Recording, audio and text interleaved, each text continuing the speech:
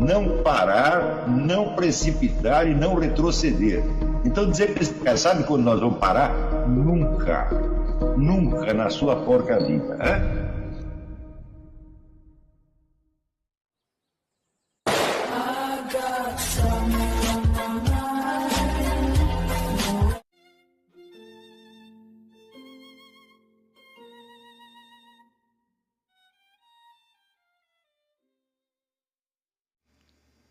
E aí pessoal, tranquilo? Então vem aqui antes do vídeo começar, pedir para vocês se inscreverem, quem não for inscrito, compartilhar, curtir, comentar. Quem puder seja membro do canal, que isso ajuda bastante. Tem também o link do Apoia-se. Quem puder ajudar nosso canal e apoiar financeiramente vai ser muito bem-vindo. Mas o mais importante é transmitir o conteúdo e os conhecimentos do professor Olavo de Carvalho para mais e mais brasileiros. Então compartilhe e ajude aí nossa causa. Muito obrigado a todos os membros, apoiadores do canal. Fico muito feliz. Tenho certeza que a gente está no caminho certo. Então fiquem com o vídeo e até mais. Valeu! Luciano Lins pergunta: a verdade, a sabedoria, algo tão desejado, porém tão difícil de alcance, era dado a conhecer por Deus quando morrermos e adentrarmos a eternidade?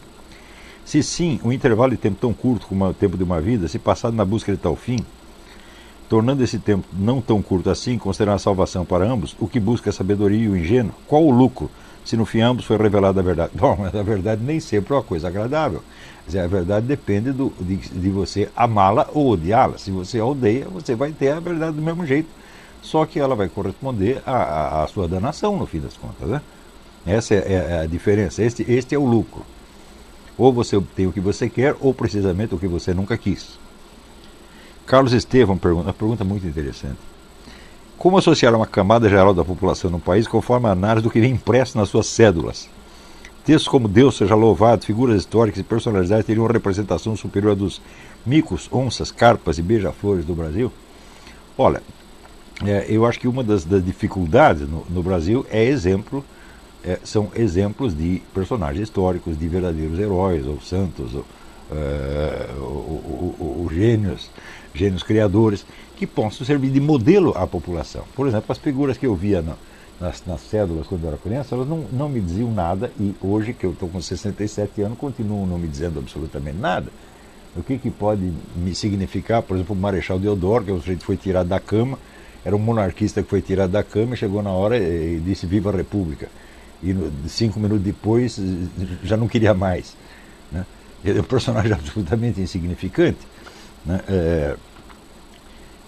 Então, não com o objetivo de corrigir isso, mas de preparar um novo panteão de pseudo-heróis, que são os heróis da esquerda, Marighella, Lamarcas, etc. Eles fizeram um mandato tampão, né, enchendo de onças e beija-flores e sapos e urubus, etc, etc. E só serviu para isso. Mas eu acho que é um sintoma altamente significativo. Por aqui, quando você vê numa nota a figura de Abraham Lincoln ou Andrew Jackson, você sabe quem as pessoas foram e o que elas significaram, tá certo? E no que elas representam para você, pelos seus erros e acertos. Aqui todo mundo sabe isso, né? No Brasil, aquelas figuras não só elas são inócuas, como nada de importante se dizia a respeito delas, né? Por exemplo, acho que nunca fizeram não me lembro se existia uma nota com Dom João VI, que foi o fundador do país. O Dom João VI foi o fundador do país e o único filme que fizeram sobre ele foi um filme de gozação. Quer dizer, o país já está, eu acho que o país todo já está retratado nisso aí, né? Quer dizer, o sujeito cometeu um pecado de fundar o Brasil e o Brasil lhe retribuiu com gozação. Aqui, o Antônio Carlos Ilanley pergunta: a minha preocupação aos 4 anos é buscar esvaziamento de mim para que Deus se manifeste. Dito de outra maneira, preocupo-me em ser um vetor de Deus no mundo, um rio por onde flui a vontade do Senhor. As questões do dia a dia são secundárias. O tempo inteiro penso agregar conhecimento para corroborar a verdade que já sei que se encontra no Senhor. Em última instância, meu critério de satisfação é saber se o que fiz, disse ou coloquei está de acordo com o que Deus me pede. Passando por esse critério, o resto que se dane. Em linhas gerais é isso. Qual a camada poderia estar? Em qualquer uma delas, porque esta preocupação em si, ela pode estar presente ao longo de toda a vida. O que eu disse que caracteriza a camada 12 é que o indivíduo já tem já é um instrumento consciente da ação de Deus. Não apenas que ele queira ser isso, às vezes nem quer, mas a coisa simplesmente acontece. Tá certo? Então é um profeta, um santo, uma pessoa desse tipo. Existem indivíduos que, por terem sido agraciados com este carisma, um minutinho, tem uma maquininha infernal tocando aqui, isto é hora.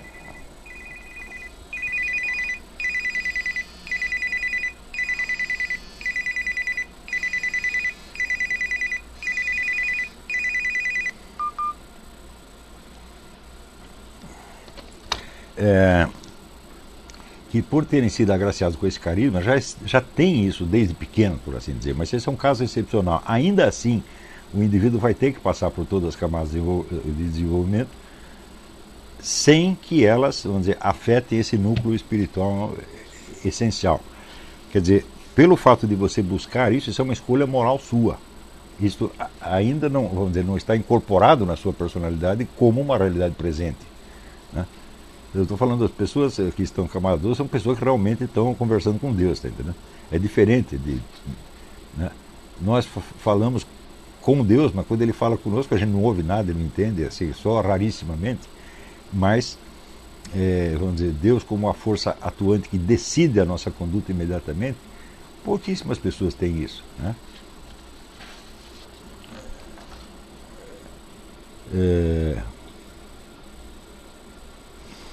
Guilherme Stein: se Hitler, Lenin, etc. atingiram camadas mais elevadas da personalidade, então posso concluir que essas camadas não estão necessariamente correlacionadas à maior virtude do saber. Não, de fato, não estão.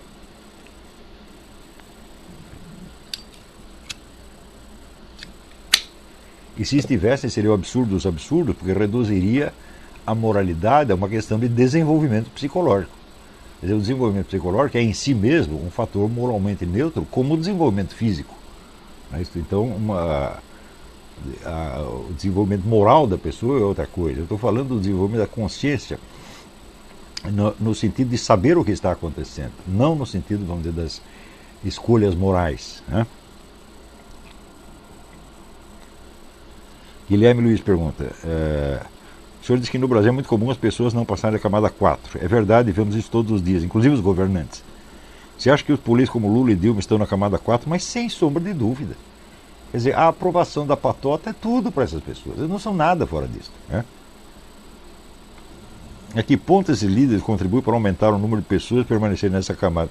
Contribuem muito, em primeiro lugar, porque a simples presença deles na vida pública já introduz aquele elemento de duplicidade. O sujeito finge que está fazendo uma coisa, mas ele está buscando outra completamente diferente. Então, fica difícil você interpretar a conduta dele. A conduta vai parecer, vamos dizer, ambígua, incompreensível. E pior, muitas pessoas vão achar que isso aí é alguma profundidade, algum mistério que existe na cabeça do cara, quando não é. É justamente a sua insuficiência, é o fato de que o indivíduo está representando um papel que está muito acima daquilo que ele pode compreender. Gilvan Xavier pergunta: o sujeito com 40 anos está na camada 4, tem como se autoeducar e está passando essa fase? Sim.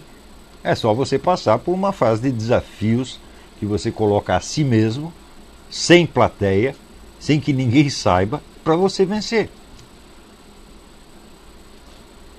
Não é isso? Então, eu me lembro claramente de quando eu passei por esta fase. Eu devia ter o quê?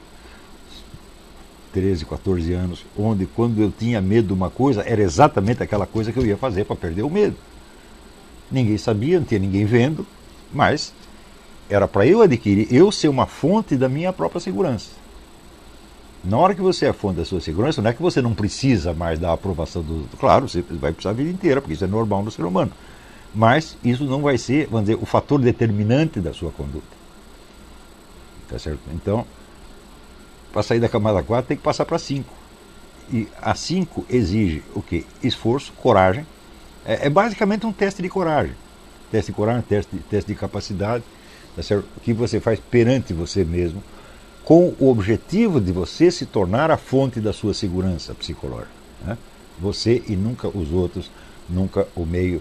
É muito fácil a pessoa dizer assim: eu penso com a minha própria cabeça, ou como diz o outro, eu penso com meus próprios miolos, eu isso, eu aquilo. Isso simplesmente não é verdade. As pessoas não estão fazendo isso. A motivação delas ainda é o apoio grupal, ainda é ser aceito numa determinada comunidade. Entendeu? Não tem autonomia. Quer dizer, a fase 5 é a fase do risco. Por exemplo, vamos dizer, um bom treinamento militar é bom para isso, porque é claro que você vai querer ser aceito pelos seus colegas, né, seus companheiros de turma, isso é tudo normal. Só que isso não vai decidir o problema. A hora que o sargento te coloca uma mochila de 50 quilos nas costas para você andar no meio da lama durante 2 dias sem parar, sem dormir, você vai ter que fazer isso, você vai ter que vencer por si. Não, o apoio dos outros não adianta. Então, colocar desafios para você mesmo, até o máximo limite da sua capacidade. Né?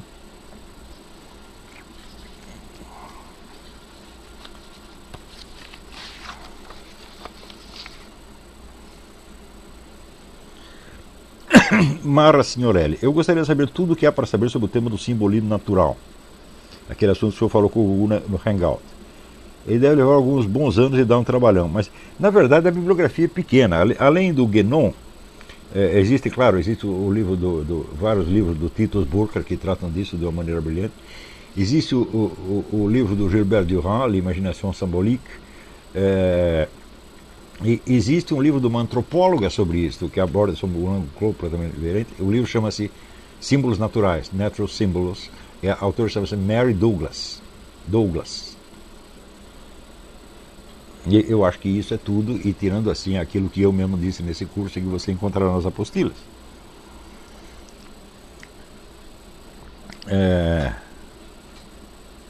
José Tempesta, nessa semana procurei o senhor no Facebook para lhe perguntar sobre o aconselhamento de grupos de estudo. O senhor pediu que procurasse durante o curso para pudesse agendar uma audiência. Eu acho isso faz parte da minha rotina normal, quando as pessoas formam um grupo de estudo sobre um tema ou sobre o outro. Elas marcam uma conversa sobre o Skype e a gente conversa periodicamente, não com muita frequência, porque não é possível, mas sempre que dá. Se você tem Skype, você acrescenta lá o meu Skype, que é Olavo de Carvalho, tudo junto, tá certo? E me manda um pedido de adicionar você lá na lista e em seguida pelo próprio Skype nós marcamos. Isso é muito fácil, tá bom?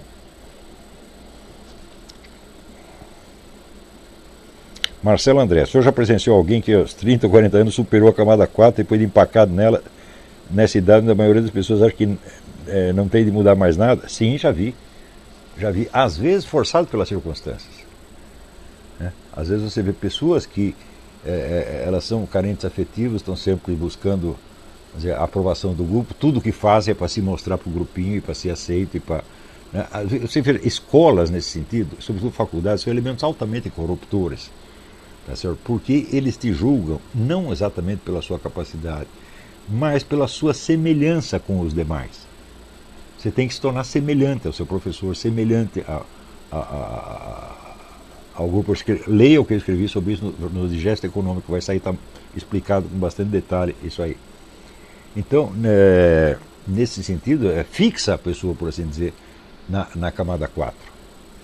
Não é isso? Então, por exemplo, quando a hora que o sujeito vai fazer uma tese de mestrado, por exemplo, ele quer uma tese de mestrado que agrade a banca, que agrade a plateia. Ele não vai fazer uma coisa que está acima da capacidade dela.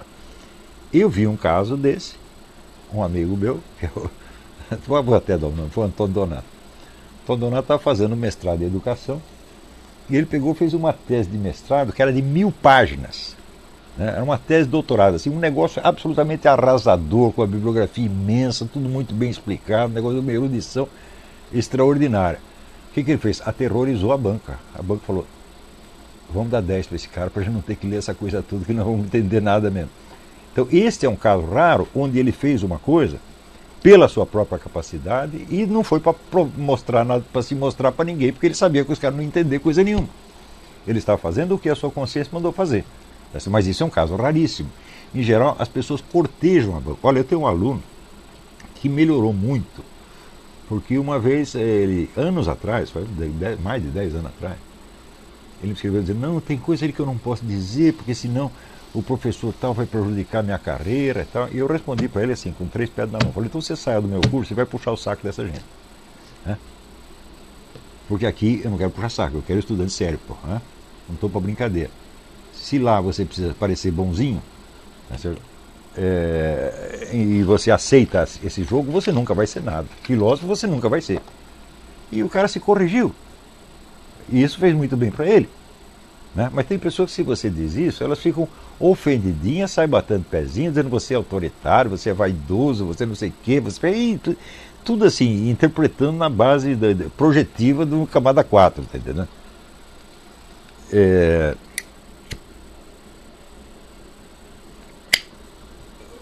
Meu problema de camada 4 eu resolvi na adolescência. Né? A partir daí eu entendi que eu sou muito mais amado do que eu mereço. Tá certo? Eu não preciso de mais afetividade. Eu não quero que ninguém mais goste de mim. Está entendendo? Eu estou aqui que nem o Pedro. E um dia chegou para mim, ele era pequenininho e falou: pai, eu vou dar meus brinquedinhos usados para os menininhos pobres. Eu falei: muito bem, meu filho. Então, daqui a pouco ele volta e falou: mudei de ideia, não vou dar não. Eu falei: por quê? Ele falou: senão eles vão querer ser meus amigos e vão me encher o saco. Eu já estou nessa faz muito tempo. Você gosta de mim? Ótimo, sinal que você tem bom gosto. Não gosta, né? Falar que nem a Leila, fala que não vai para lá o dentro, né? Não me amor. Quer falar mal de mim? Fale nas suas páginas, nos seus blogs, etc. Você não vê. Porque você quer a minha atenção para o que você pensa contra mim. Eu sou obrigado a prestar atenção nessa porcaria?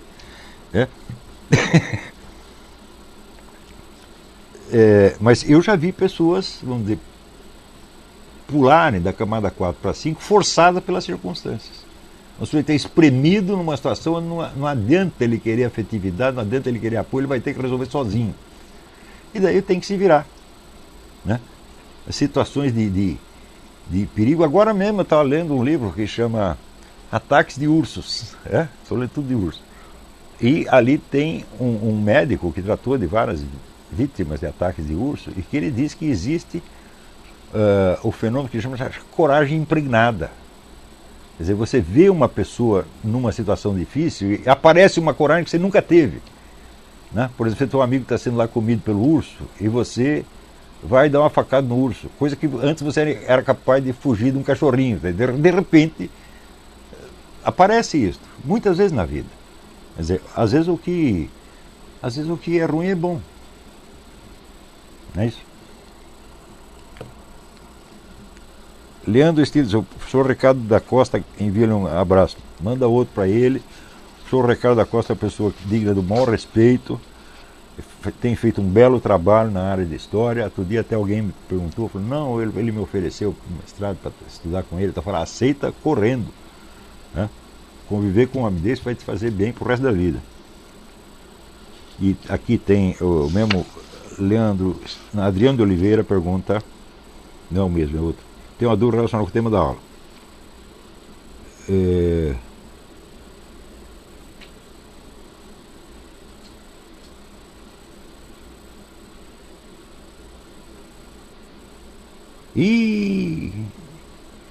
Não, aqui é sobre este caso desses alunos que estão reclamando e falando mal de mim. Eu não quero discutir isso agora. Se não é assunto para aula, a gente discute no Facebook. Né?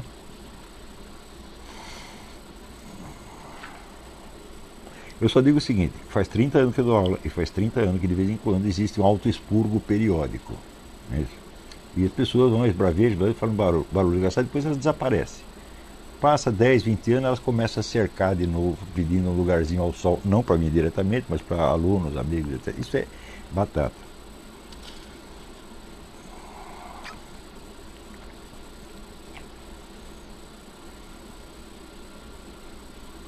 Henrique Alexandre perguntei uma dúvida sobre pessoas pertencentes à última camada, número 12. Algumas, acredito que até mesmo alguns santos, não possuem oportunidade para influenciar o curso da história nem o político imediato. Como é caracterizar a progressão do patamar nesses casos? Os santos, eles têm uma influência histórica de qualquer jeito, que transcende muito, tá certo? A esfera imediata e vai se prolongando pelos séculos. Você imagina o simples fato de um desses santos, que ao morrer, o corpo deles permanece intacto durante séculos ou milênios. A simples fato dessa presença já está mudando tudo. Quem quer que viu isso uma vez não é mais ou menos nunca mais. E mesmo que não tenha visto, o corpo está lá, é uma possibilidade permanente. Isto é o que se chama, no mundo esotérico, a ação de presença. Ele está mudando a coisa pelo simples fato de que ele está ali.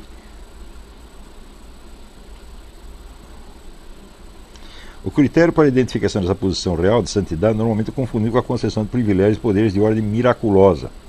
Esses poderes de ordem miraculosa, eles existem de qualquer maneira, seu sujeito é santo. Né?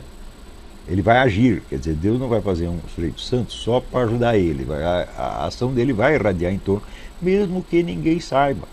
Nesse momento aqui você tem um monte, né, de monjas reclusas que estão orando por nós, e sem as quais nós estaríamos absolutamente perdidos. Tá certo? Quer dizer, é uma ação de uma força imensa. Tá certo? É que as pessoas, evidentemente, elas não se impressionam com o que não lhes acontece. Mas eu já vivi bastante para entender que às vezes aquilo que não acontece é até mais importante do que acontece. Hoje alguém até comentou comigo, falou, não, o senhor tem uma vida cheia de perigo de morte. Eu falei um monte de vezes. E eu sempre escapei. Por quê? Tinha alguma monja rezando por mim. Nunca saberia o nome dela. Não é isso? Eu tinha até um tempo que eu me correspondia com uma monja aqui dos Estados Unidos que chama Jaqueline Carvalho. E depois ela, isso aí vai fazer 20 anos, ela dizia, agora não posso escrever mais porque agora eu vou virar reclusa. Não sei nem como é o nome dela no convento. Ela está rezando por mim até hoje. Né?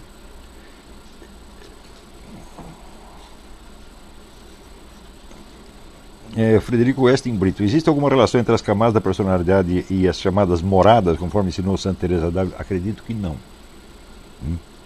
Mas eu não fiz um estudo específico sobre isso. Eu gostaria de fazer, mas eu acho que, vamos dizer, a psicologia da santidade não está ao alcance da minha compreensão ainda.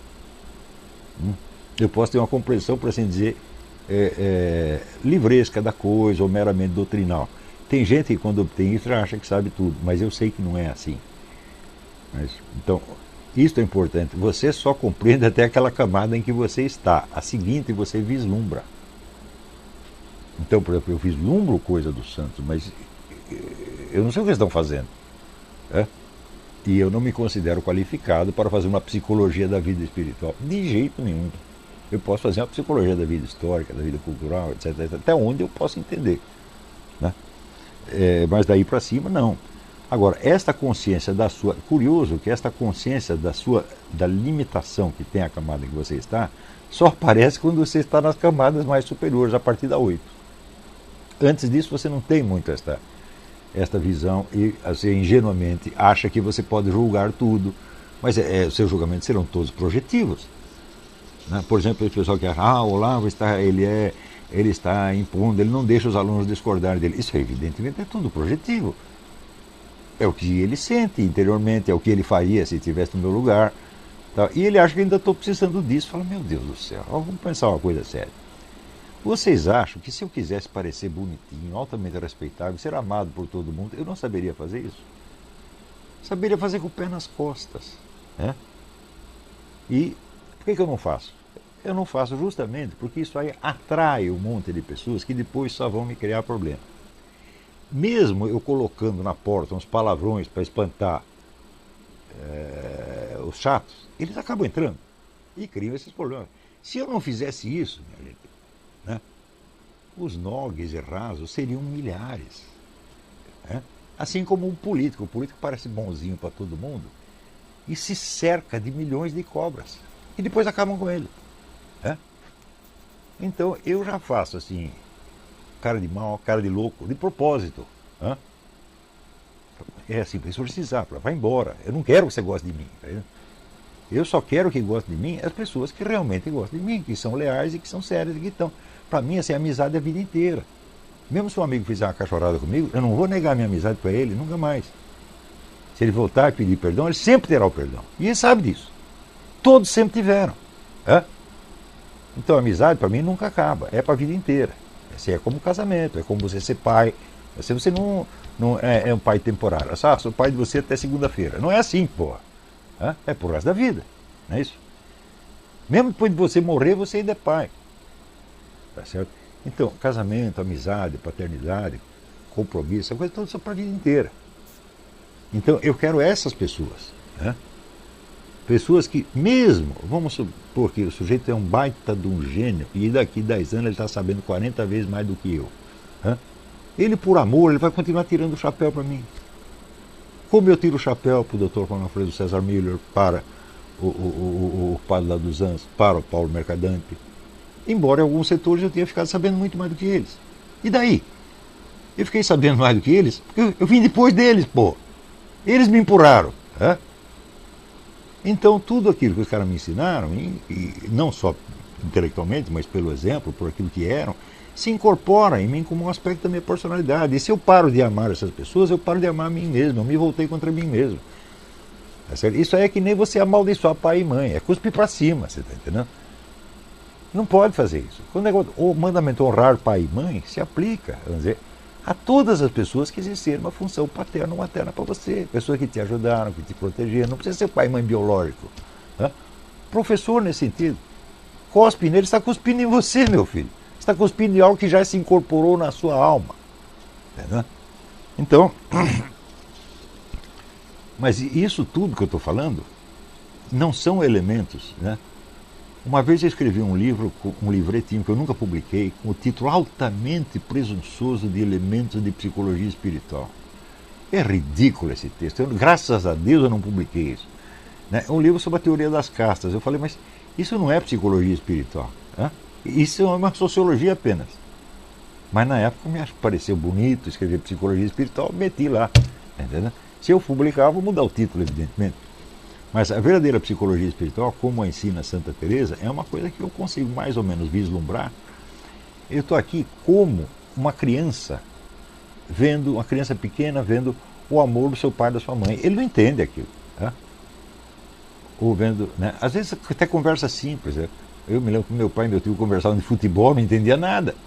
Eu sabia que era alguma coisa que eles estavam falando, tal, mas aquilo para mim era esotérico. Tá certo? Eu não é que eu não entendesse nada, entendi alguma coisa suficiente para saber que eu não estava entendendo nada.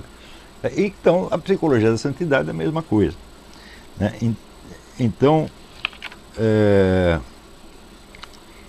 aqui só para...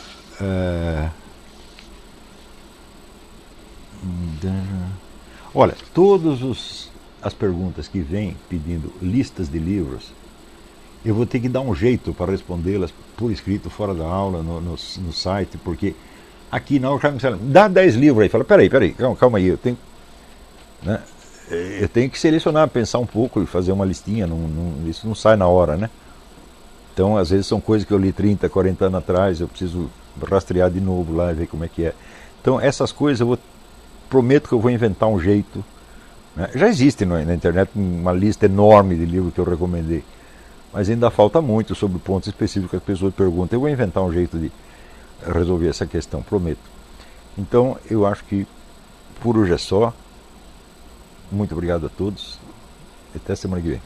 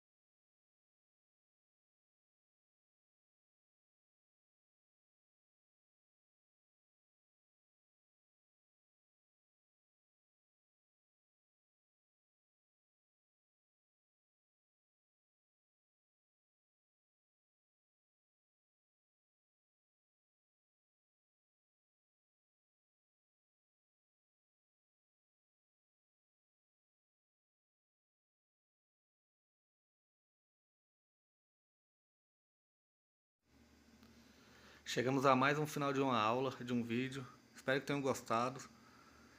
Quem não se inscreveu ainda, se inscreva, compartilhe, comente. Ajude o nosso canal, apoie, seja membro. E ajude o nosso canal a chegar a cada dia a mais brasileiros que precisam muito do conhecimento do professor Olavo de Carvalho. Então é isso aí, fique com Deus, até o próximo. Valeu! Então é isso aí, pessoal. Que é o nosso canal. Que são alguns livros que eu já li. A maioria foi doação, mas alguns eu adquiri, professor Olavo de Carvalho.